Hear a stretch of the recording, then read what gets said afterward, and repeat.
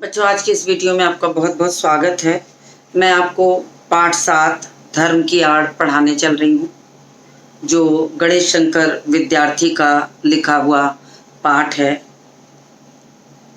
गणेश शंकर विद्यार्थी के बारे में थोड़ी सी जानकारी दे दूँ कि गणेश शंकर विद्यार्थी का जन्म उत्तर प्रदेश के इलाहाबाद शहर में सन 1890 में हुआ था। एंट्रेंस पास करने के बाद वे कानपुर करेंसी दफ्तर में मुलाजिम हो गए, नौकरी करने लगे। फिर 1921 में प्रताप साप्ताहिक अखबार निकलना शुरू हुआ था। आचार्य महावीर द्विवेदी को अपना साहित्यिक गुरु मानते हुए उन्होंने आगे काम करने की ठानी। उन्हीं की प्रेरणा से आज़ादी की अलग जगाने वाली रचनाओं का सृजन और अनुवाद उन्होंने किया। इसी उद्देश्य की पूर्ति के लिए उन्होंने सहायक पत्रिका का भी सृजन किया, पत्रिका को भी अपनाया और उसका सृजन किया। विद्यार्थी के जीवन का ज़्यादातर समय जेलों में बीता। इन्हें बार बार जेल में डालकर भी अंग्रेज सरकार को संतुष्टि नहीं मिली। वह इनका अखबार भी बंद करवाना चाहती थी, क्योंकि उन्हें लगता था कि जो उस समय के समाज का माहौल है, ये अपनी पत्र पत्रिकाओं के माध्यम से एक नई गर्माहट उनको दे देते हैं, जो अंग्रेज सरकार के लिए हितकर नहीं था। तो उन्हें हमेशा जेल में डालने की कोशिश करती थी और उनके अखबारों को बंद करवा देना चाहती थी। कानपुर में 1931 में मचे सांप्रदायिक दंगों को शांत करवाने के प्रयास में विद्यार्थी को अपने प्राणों की बलि देनी पड़ी। इनकी मृत्यु पर महात्मा गांधी ने कहा था, काश ऐसी मौत मुझे मिली होती। विद्यार्थी अपने जीवन में भी और लेखन में भी गरीबों, किसानों, मजलूमों, मजदूरों आदि के प्रति सच्ची हमदर्दी का इजहार करते थे। देश की आज़ादी की मुहिम में आड़े आने वाले किसी भी कृत्य या परंपरा को वह आड़े हाथों लेते थे। देश की आज़ादी उनकी नज़र में सबसे महत्वपूर्ण थी। आपसी भाईचारे को नष्ट भ्रष्ट करने वालों की वे जमकर खबर लेते थे, जमकर पत्र पत्रिकाओं के माध्यम से उनकी खबरों को और ताज़ा कर देते थे समाज में। उनकी भाषा सरल, सहज लेकिन बेहद मारक थी, चुभने वाली, जो किसी पर भी व्यंग करके अपने भाव को व्यक्त करते थे, सीधा प्रहार करने वाली होती थी। इस पाठ में, धर्म की आड़ पाठ में भी विद्यार्थी जी ने उन लोगों के इरादे और कुटिल चालों को बेनकाब किया है, जो धर्म की आड़ लेकर जन सामान्य को आपस में लड़ाकर अपना स्वार्थ सिद्ध करते हैं। हमारे राजनीतिक माहौल की जो गहमा गहमी है, वो इसी माध्यम से आगे बढ़ती है कि वो धर्म की आड़ लेकर सांप्रदायिक झगड़े करा देते हैं, आपस में सामान्य जनों को लड़ा देते हैं, निरीह उसमें मारे जाते हैं, जिनका कोई सरोकार नहीं होता, मृत्यु उनकी होती है।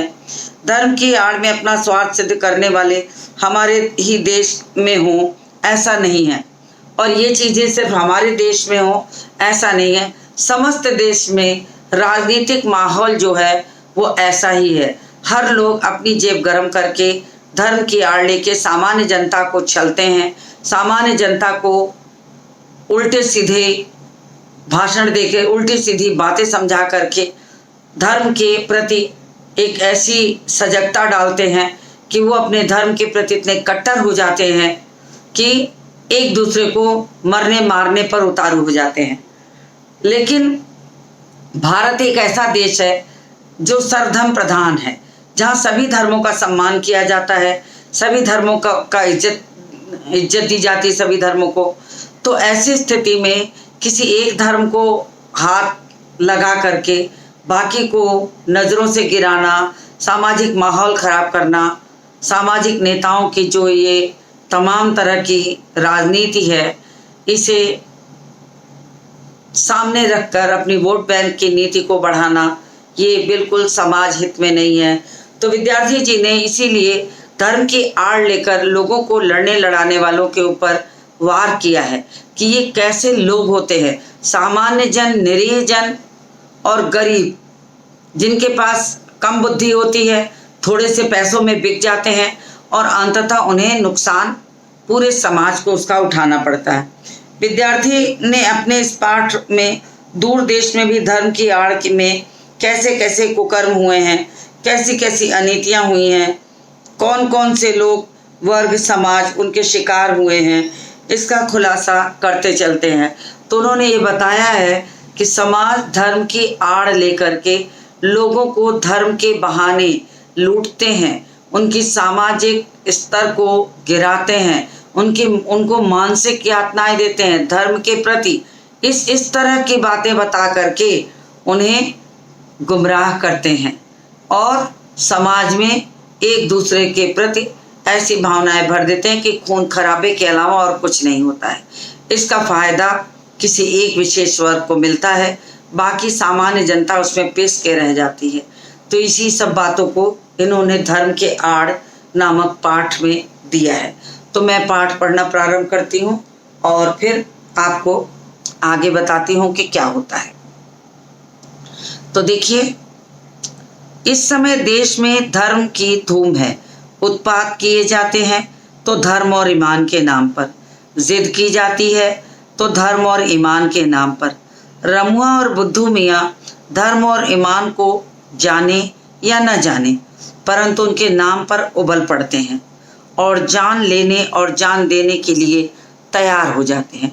अब इन्होंने कहा कि हमारा जो ये देश है वो एक धार्मिक देश है, लेकिन धर्म को मानने की स्वतंत्रता भी हमारे यहाँ खुलेआम है, लेकिन लोग धर्म को सामने रखकर विभिन्न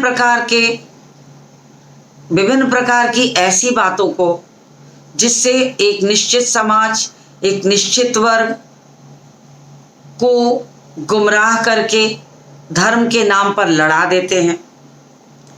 तो धर्म की धूम होने से हम मानसिक रूप से चले जाते हैं, हमें मानसिक रूप से विभिन्न प्रकार की जो चीज़ें हैं वो मिलती हैं। जो धर्म और ईमान के नाम पर जिद की जाती है, तो धर्म और ईमान के नाम पर ही जो समाज में लड़ाइयाँ होती हैं, जो जिद्दें होती हैं, किसी बात पे अड़ जाना, अनशन करना कि ये नहीं हुआ तो समाज का ये अहित कर देंगे, वो अहित कर देंगे, समाज को गुमराह करना कि हमारे धर्म में इस तरह की चीज़ें हैं। तो धर्म किसी को भी किसी गलत राह पर नहीं ले जाता। गलत राह पे ले जाने वाले लोग होते हैं, कुछ ऐसे लोग होते हैं जो अपने फायदे के लिए धर्म के नाम पर लोगों को गुमराह करते हैं और उसका खुद फायदा उठाते हैं। सामान्य जन को उसका कोई भी फायदा नहीं मिलता। एक जिद मिलती है, एक जिद के नाम पर। रमुआ और बुद्धू मियाँ धर्म और ईमान को जाने न जाने। अब इन्होंने दो संप्रदाय के लोगों को सामने रख करके उदाहरण दिया है कि रमुआ और बुद्धू मियाँ दो अलग अलग संप्रदाय के हैं, एक हिंदू है, दूसरा मुसलमान है। तो वो अपने धर्म को भले न जाने। एक हिंदू अपने धर्म को कितना जानता है?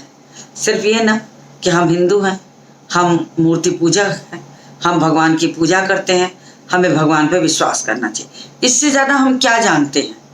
हम धर्मगुरु नहीं हैं, हम धर्म के नाम पर छलावा नहीं करते हैं, धर्म के नाम पर हम पैसे नहीं लूटते हैं, धर्म के नाम पर हम लोगों को मूर्ख नहीं बनाते।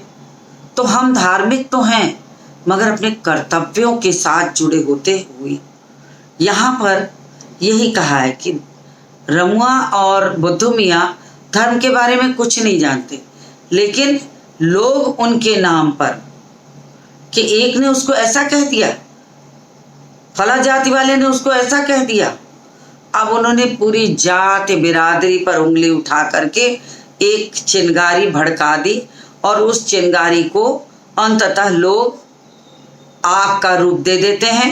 समाज में लड़ाइयाँ होने लगती हैं, खून खराबे होने लगते हैं। हम धर्म के बारे में जानते भी कुछ नहीं और लड़ने मरने कटने पर तैयार रहते हैं। तो ये यहाँ पर कहा गया है। परंतु उनके नाम पर उबल पड़ते हैं और जान लेने और जान देने को तैयार हो जाते हैं।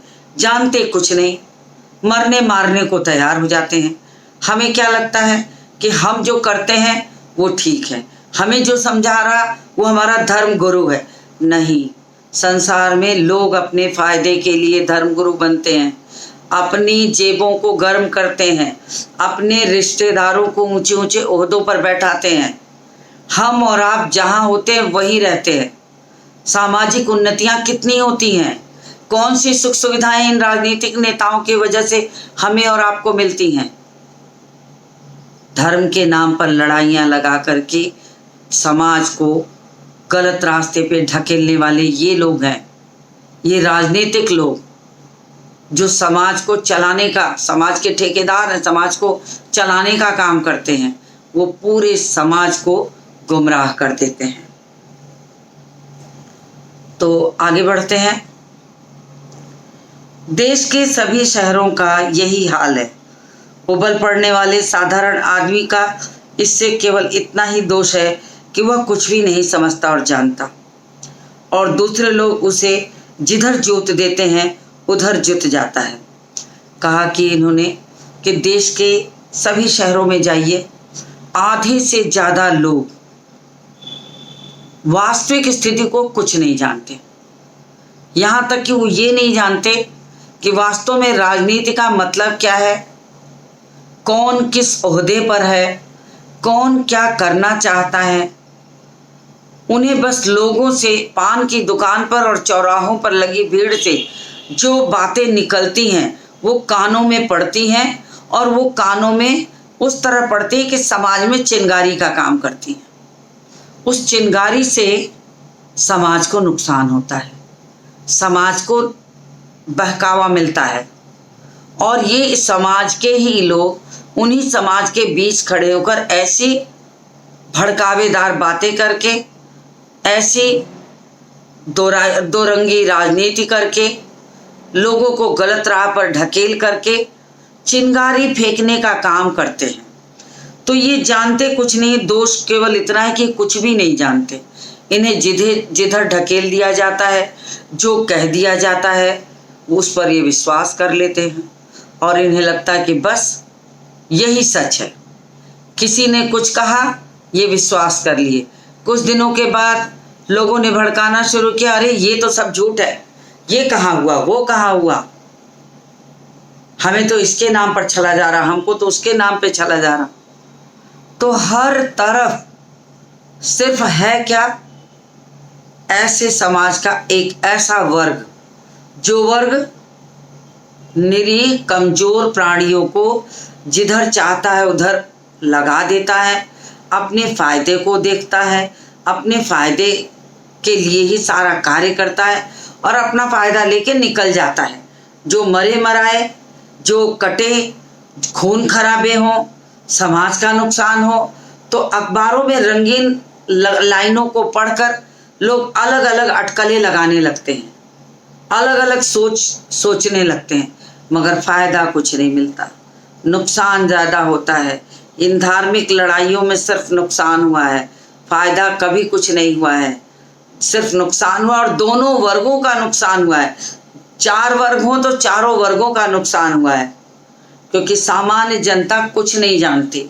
सामान्य जनता बस इतना जानती है कि समाज में रहने वाला अपनी रोजी रोटी और रहन सहन के लिए ही अपना जीवन तबाह कर देता है, और उसे बदले में सिर्फ इतना ही मिलता है कि 2 जून की रोटी और सोने खाने की जगह।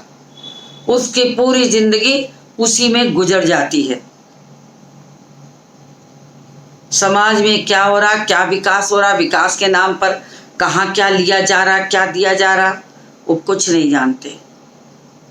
बस अखबारों की लाइनों को उड़ते, हवा में चलते, लोगों को अटकल लगाते और लोगों के एक दूसरे को गुमराह करते ही हम अपने आप को खुद गुमराह कर लेते हैं। हमें जिसकी भी बातें सुनते हैं लगता है यही सच है, और बिना सोचे समझे कि इसके पीछे क्या राजनीति है, क्या होगा, वो फिर उसी रास्ते पर मुड़ जाते हैं। यथार्थ दोष है कुछ चलते पुर्जे पढ़े लिखे लोगों का, जो मूर्ख लोगों की शक्तियों और उत्साह का दुरुपयोग इसलिए कर रहे हैं कि इस प्रकार जाहिलों के बल के आधार पर उनका नेतृत्व और बड़प्पन कायम रहे। क्या कहा? यथार्थ दोष है। सच्चाई ये है कि जो हम सुनते हैं उसको सच मान के उसी को अपनाने लगते हैं, और जो पढ़े लिखे और समाज के चलते पुर्जे हैं, जो जानते हैं कि हम अपने आप को संभालते हुए समाज को गुमराह करके अपना कुछ फायदा कर लेंगे, वो रैलियों के माध्यम से, बैनरों के माध्यम से, समाचार पत्रों के माध्यम से सुर्खियों में आ जाते हैं। और उन सुर्खियों का फायदा ये होता है कि हमारा निरीह वर्ग, हमारा गरीब वर्ग उसकी लालच में फंसकर उसे ये लगता है कि ये सुख सुविधाएं मिली तो हमारा जो जीवन है वो थोड़ा और सरल हो जाएगा, और उसको सच मानकर वो उसके पीछे पीछे चलने लगते हैं। और उनकी शक्तियों और उनके अंदर के उत्साह का दुरुपयोग इसलिए वो कर लेते हैं क्योंकि वो जाहिल है, उनके समझ में कुछ नहीं आता है, और उन्हें लगता है कि ये नेतृत्व, ये बड़प्पन हमारे किसी काम आएगा। सच पूछो तो वो किसी काम नहीं आता है। धर्म और ईमान की बुराइयों से काम लेना उन्हें सबसे सुगम और मालूम पड़ता है। धर्म और बुराइयों से काम निकलवाना बहुत सुगम होता है। किसी भी व्यक्ति को धर्म के नाम पर आप बहुत आसानी से छलावा दे सकते हैं, क्योंकि हम एक धार्मिक देश में रहते हैं। हमें धर्म का डर सबसे पहले सताता है और हम धर्म के नाम पर सबसे पहले चले जाते हैं, क्योंकि हम अपने करीबी रिश्तों में इतनी कसाव, इतने जुड़ाव में होते हैं कि हमें ये लगता है कि अगर ऐसा हो गया तो क्या होगा, हमें बात मान लेनी चाहिए। और उसी के चलते हमारे अंदर की जो ताकत होती है वो धीरे धीरे कमज़ोर होती चली जाती है, और हमारे उत्साह, हमारे अनजानेपन, हमारी बेवकूफ़ी, लापरवाही का नाजायज फ़ायदा समाज का एक वर्ग उठा लेता है और उन्हें जिधर चाहता है जोत देता है, जो चाहता है वो करवाता है। नतीजा ये होता है कि गरीब निरंतर गरीब होता जाता है, अमीर निरंतर अमीर होता जाता है। तो इस तरीके से देखा जाए तो अमीरी और गरीबी का जो अंतराल है वो कभी नहीं भरता है सिर्फ अखबारों के पन्नों पर, लोगों की जुबान पर। सच्चाई ये नहीं है, सच्चाई कुछ और होती है। ये हमेशा अंतराल बना रहता है, और जो साधारण मानव होता है, जो बिल्कुल जिसको किसी से सरोकार नहीं होता, अंततः वही पिसता है। ईमान की बुराइयों से काम लेना उन्हें सबसे सुगम मालूम पड़ता है, और सबसे सुगम उन्हें लगता है कि इन लोगों को ईमान और धर्म का वास्ता दे करके, डर दे करके हम कुछ भी करवा सकते हैं। तो वही वो करते हैं और अंततः अपना फायदा उठाते हैं। साधारण से साधारण आदमी तक के दिल में यह बात अच्छी तरह बैठी हुई है कि धर्म और ईमान की रक्षा के लिए प्राण तक दे देना वाजिब है। अब बात होती है कि हर आदमी के मन में ये आता है कि धर्म और ईमान के लिए अगर हमने प्राण दिया तो हम मोक्ष पा लेंगे। 4 दिन के बाद आपको सब भूल जाएगा। 4 दिन आपकी बात को लेके बहुत तेज गहमा गहमी रहेगी। समाज में अखबारों के पन्ने भरे होंगे, मोबाइलों में यूट्यूब और तमाम चैनलों पर सुर्खियों में होंगे। 4 दिन के बाद लोग अपने कामों में व्यस्त हो जाएंगे और वो भूल जाएंगे कि तुम कौन और हम कौन। तो ये वास्तविकता है। इसी वास्तविकता को मद्देनजर रखकर यदि वास्तव में काम करते हुए हम सचेत न रहे तो एक समाज का वर्ग ऐसा भी होता है जो हमें हमेशा हमेशा चूसता रहेगा, हमारी हड्डियों में से एक एक बूंद खून निकाल लेगा और हमें सड़क पर मरने के लिए छोड़ देगा। ऐसा है हमारा समाज। तो धर्म की आड़ लेकर, धर्म का छलावा देकर हमें मूर्ख बनाना आज बहुत सामान्य बात है, क्योंकि हम धर्म के नाम पर कमजोर है। तो उस वर्ग को ये पता है कि समाज में धर्म की आड़ लेकर यदि कोई काम कराना हो तो वो बहुत आसान है। छोटा सा उदाहरण देंगे कि अगर आपको ये कह दिया जाए कि आपकी सफलता बहुत आसान है, ये देखिए यहाँ पर एक देवता का वास है, आप प्रतिदिन सवेरे 5 बजे उठकर यहाँ पर जल चढ़ा दीजिए और 21 दिनों के अंदर अगर आपका ये काम ना हो जाए तो जो कहिए सो। अब हमारा मन और मस्तिष्क वो सोचने लगेगा, कर लेते हैं, क्या बुराई है, 21 दिनों की तो बात है, 21 दिनों में हमारा क्या बिगड़ जाएगा, करके देखते हैं, नहीं होगा तो क्या हुआ, बिगड़ेगा तो नहीं। लेकिन आपके मन को उसने मोड़ दिया, उस धर्म की आड़ के माध्यम से, उस धर्म के छलावे के माध्यम से उसने उसे अपनी ओर खींच लिया। उसके पीछे की जो दूसरी बुराई आपके अंदर आई वो आप नहीं समझ सके। आपने उस काम को कर लिया, आपका कोई फायदा नहीं हुआ, आप प्रतीक्षारत हैं, आपको मानसिक यातना मिली, शारीरिक यातना मिली और साथ में ये मिला कि आपका मन अब उस धर्म की तरफ ऐसा मुड़ा हुआ है कि आपको कोई भी कहेगा तो आप तुरंत उस चीज को मान जाएंगे। तो ऐसी स्थिति से हमें गुजरना पड़ता है। ऐसी स्थिति को हम जानते हैं कि हमको छलावा ऐसे दिया जाता है कि हम जिस चीज, जो पक्ष हमारा कमजोर है, जो पक्ष हमारा कमजोर है, हम उसी पक्ष को मजबूती से दबाते हैं। अगर उस नस को हम दबाएंगे तो हम अपने कमजोरी के कारण टूट जाएंगे और अंततः उस बात को मान लेंगे।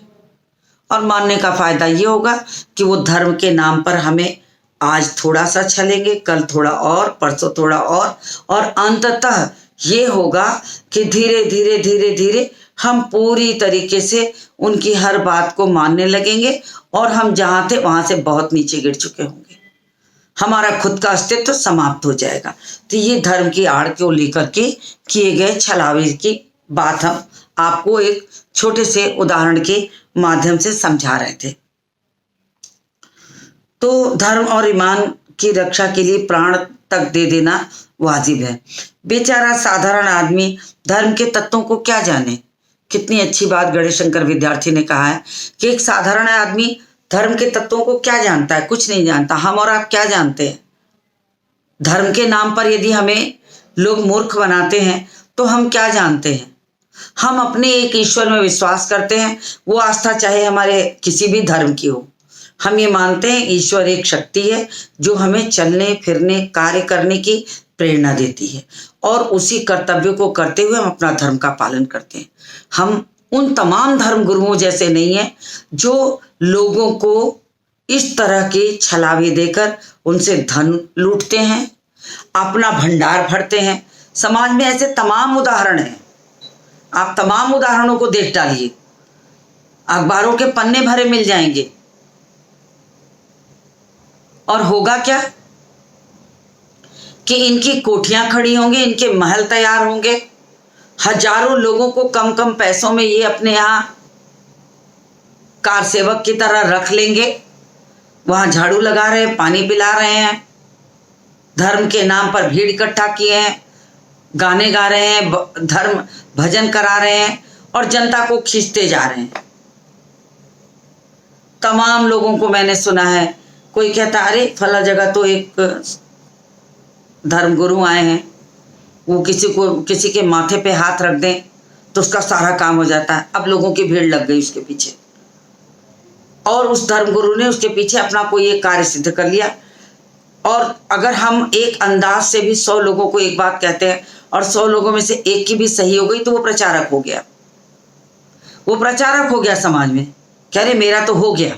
हो सकता है वो अपने से हो गया हो सकता है वो आपके कर्तव्यों से हो गया हो सकता है कि आपने वैसा कर्म किया हो, आपको अपने कर्म का पता नहीं चला बल्कि उस धर्मगुरु का कहने का पता चल गया और आपने अपने उस विश्वास को जनता में प्रचारक की तरह फैला दिया। लोग दौड़े जा रहे हैं, रुपए पैसे बिछाए जा रहे हैं। 10 दिनों के बाद बाबा जी का शिविर वहाँ से उठ जाएगा, बाबा जी कहीं चले जाएंगे, बाबा जी की कोठी खड़ी हो जाएगी और आप अपनी जगह पर फिर उसी तरह के वैसी तरह पड़े रह जाएंगे।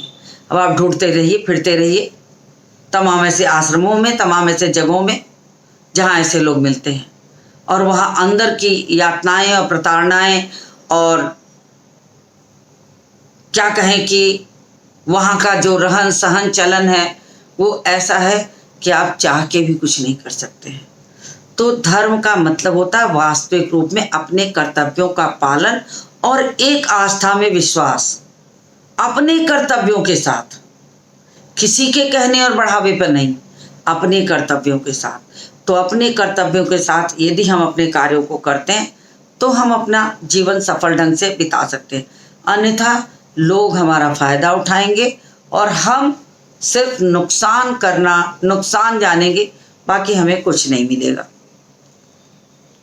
जो मूर्ख लोगों की शक्तियों और उत्साह का दुरुपयोग इसलिए कर रहे हैं कि इस प्रकार जाहिलों के बल पर आधार पर उनका नेतृत्व और बड़प्पन कायम रहे। इसके लिए धर्म और ईमान की बुराइयों से काम लेना उन्हें सबसे सुगम मालूम पड़ता है, और सुगम है भी। अब जो लोग धर्म और ईमान के नाम की बुराइयों से काम लेकर के लोगों को मूर्ख बनाते हैं, ये सबसे आसान सस्ता सौदा। आपका कुछ नहीं लगेगा उसमें, आपका कुछ नहीं लगेगा और आप अपना सब कुछ दे के आ जाएंगे।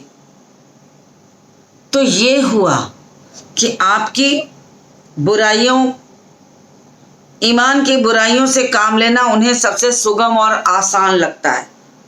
धर्म और ईमान के नाम पर काम निकलवा लेते हैं, सबसे सुगम रास्ता है, बिना पैसे की।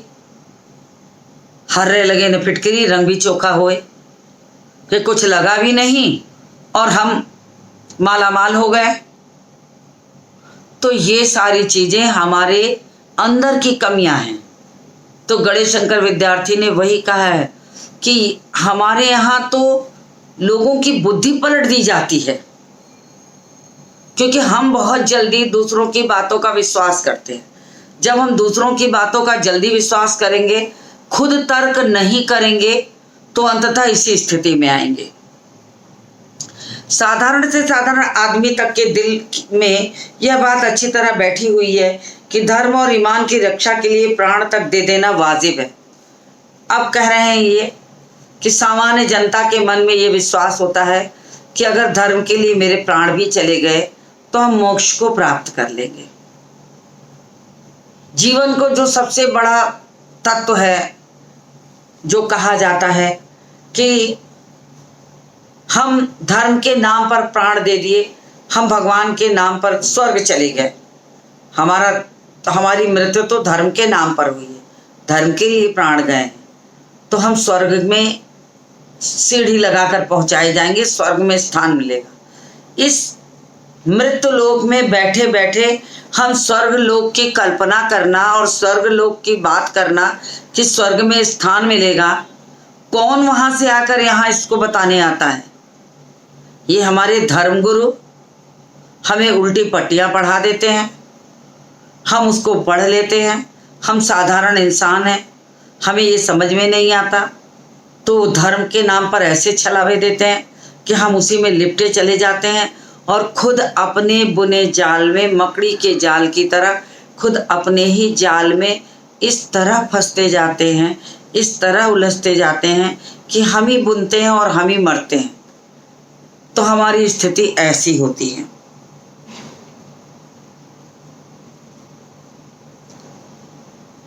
बेचारा साधारण आदमी धर्म के तत्वों को क्या जाने, लकीर पीटते रहना ही वह अपना धर्म समझता है। उसकी इस अवस्था से चालाक लोग इस समय उसका बेजा फायदा उठाते हैं। आप कह रहे हैं कि बेचारा साधारण आदमी, कोई भी ऐसा नहीं है जो धर्म के तत्वों के बारे में इतना बड़ा विज्ञाता हो, सब कुछ जानता हो। वो कुछ नहीं जानता, उसे बता दिया जाता, जैसे मैंने अभी उदाहरण दिया कि तुम ये करोगे ये हो जाएगा, नहीं हुआ तो आपको कहेगा होगा, आप विश्वास तो रखिए। आपने 2 दिन 4 दिन 6 दिन 8 दिन उसकी तरफ से गुजारा, फिर कहा होगा जरूर मुझसे कोई भूल हो गई होगी, जरूर मुझसे कोई पाप हो गया होगा, नहीं तो सबका तो हो जाता, मेरा क्यों नहीं हुआ। वो भी गलती हमारी ही है। तो हम इस तरह की चीज़ों में उलझते हैं और अपनी ही गलतियों में खुद को बुनते चले जाते हैं और खुद को तबाह करते हैं। लकीर पीटते रहना अपना धर्म समझते हैं। उसने बता दिया और हम उसी चीज़ पर अड़े रहे, वो हमारा धर्म हो गया। उसकी इस अवस्था से चालाक लोग हमेशा फ़ायदा उठाते हैं, बेजा फ़ायदा उठाते हैं, अनायास पैसे उगाते हैं, अनायास धन इकट्ठा करते हैं, अनायास लोगों की सोच को बदल करके समाज में और सामाजिक लड़ाइयों में लोगों को लड़ा भिड़ा कर उनका नाजायज फ़ायदा उठाते हैं। तो ये बात इन्होंने, लेखक ने, गणेश शंकर विद्यार्थी ने कितने सुंदर ढंग से राजनीतिक लोगों पर चोट की है कि हमें उनसे बचना चाहिए। समाज के ऐसे वर्ग से हमें अपने आप को सुरक्षित रखना चाहिए। धर्म को मानना बुरा नहीं है, लेकिन धर्म की कट्टरता में, अविश्वास में लोगों की सोच को सोचना बिल्कुल पूरी तरह से गलत है। तो मुझे उम्मीद है कि आपको ये पाठ अच्छी तरह समझ में आ गया होगा। आज इस अंश को यहीं ख़त्म करते हैं और इसके आगे के भाग को आगे के वीडियो में पढ़ाएंगे। तो आज के इस वीडियो को यहीं समाप्त करती हूँ और मिलती हूँ आपसे अगले वीडियो में।